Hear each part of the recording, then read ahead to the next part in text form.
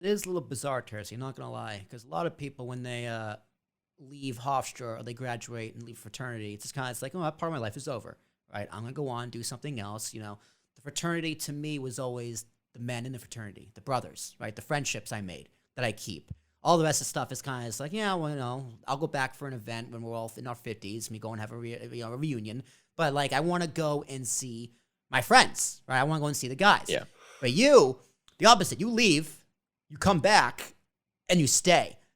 And then you build the alumni club, and you're still super heavily involved. So take me down that road. You come back, and then you graduate, and you still stick to it. And this Greek life is still a big, big defining factor of your life.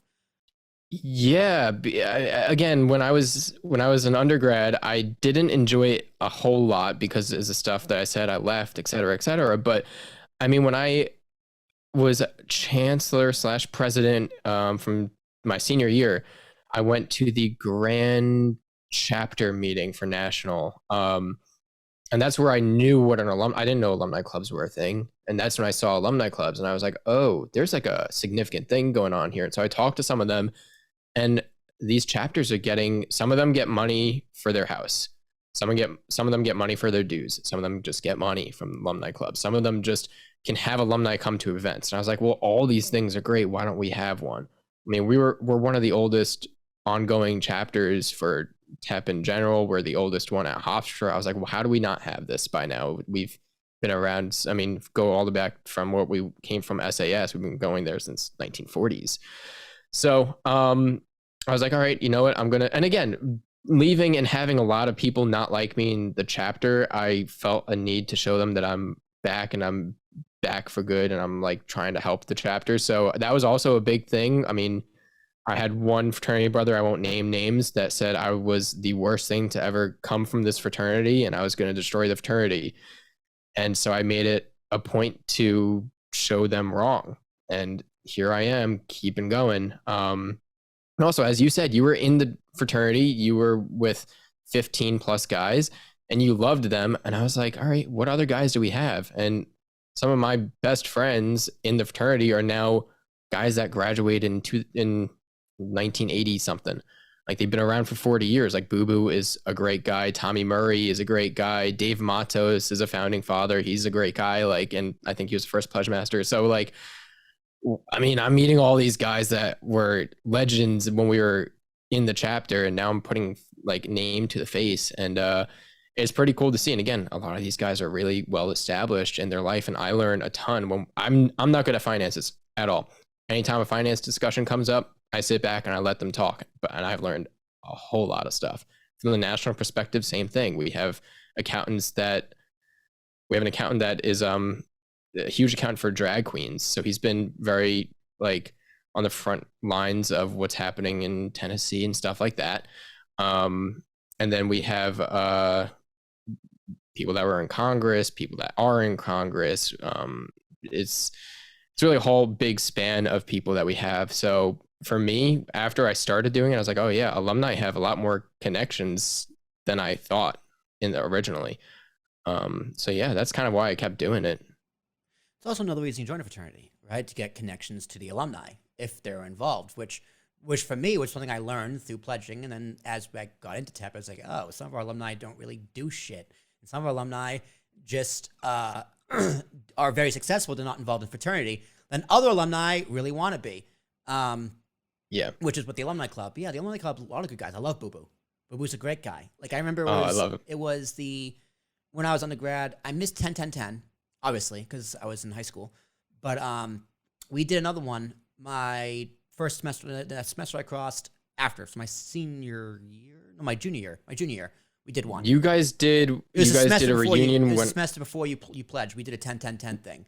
Oh, okay. You guys did one. You guys did a reunion when I was gone for that one semester too. Yes, we did that as well at the Hofstra Center or whatever it was on campus. Yeah. And that was awesome because there was this generation upon generations. And it is cool meeting these people, right? Because TEP had up all the old composites on the wall, like 2007, 2005, whatever. And it's just like, oh, here are these people. And then here they are. And you hear these stories, like when Bishop or Doc come telling stories about Mick or telling stories about Furtis, who first would still come around.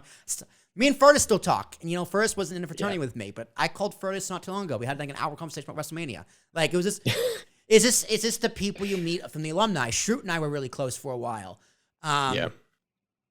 So it is very interesting, those connections you can make. So I think the alumni club is definitely a good idea.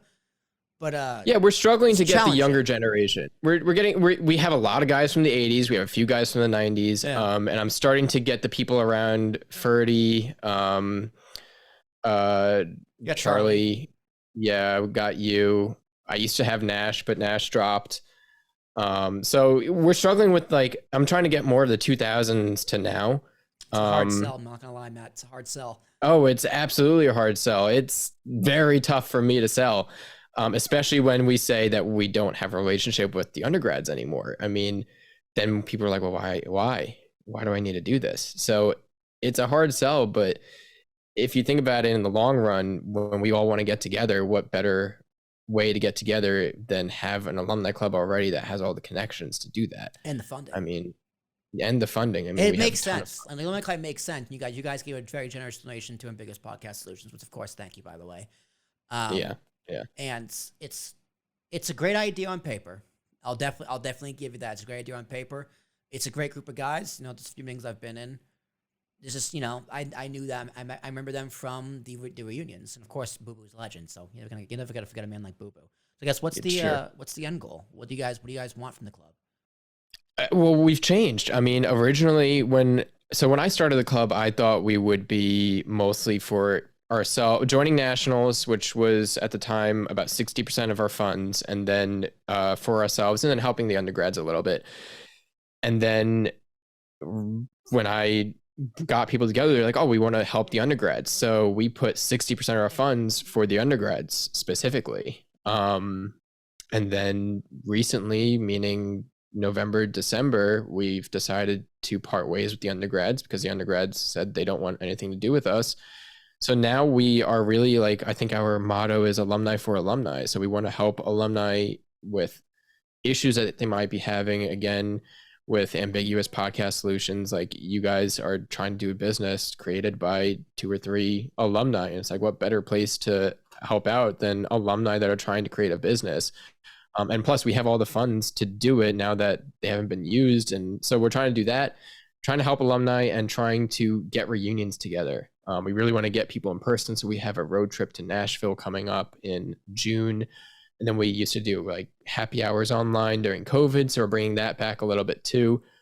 So yeah, trying to get people together and stuff like that. I mean, a big thing that we don't know as younger alumni, but the older alumni know, which is why they're very involved, is they had one of their pledge brothers, Opie, die maybe 10 years, let's say.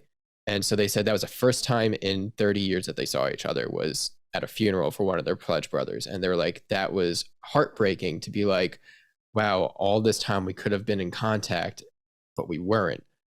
And some of them found out through LinkedIn that there was a funeral because they didn't know how to get in contact with each other, because everyone wanted to go, but they didn't know how to get in contact. So I was like, that would be really shitty if one of my pledged brothers, like, knock on wood, something happened and we weren't talking to each other for 20 plus years. Like, it would be nice to have some sort of communication with an alumni club or whatever it may be to keep people involved, get people together. People want to get together every so often, like once every 2 years, once every 5 years, just get together, have a fun night out. There are some alumni clubs that every year they do a cocktail hour with, like, they bring significant others and stuff. And so it's men, women, whatever, and they're all having a great time getting a lot of drinks for free. And it's like they're back in their 20s and teens. So yeah, that's a big thing that I think we don't realize. And I think that a lot of the guys that we graduated with and a little bit before us in 10, 15 years, we already see it with like Ferdy and Charlie, that they're like, oh yeah, I would like to be in this. It's like, I would have been in this if I knew about it. And they've been out for 10 years. That's why. I think that's a thing, is that there's a cycle of 10 to 20 years where people want to come back to their roots, if you will, at TEP. And this is going to be the best way to do it.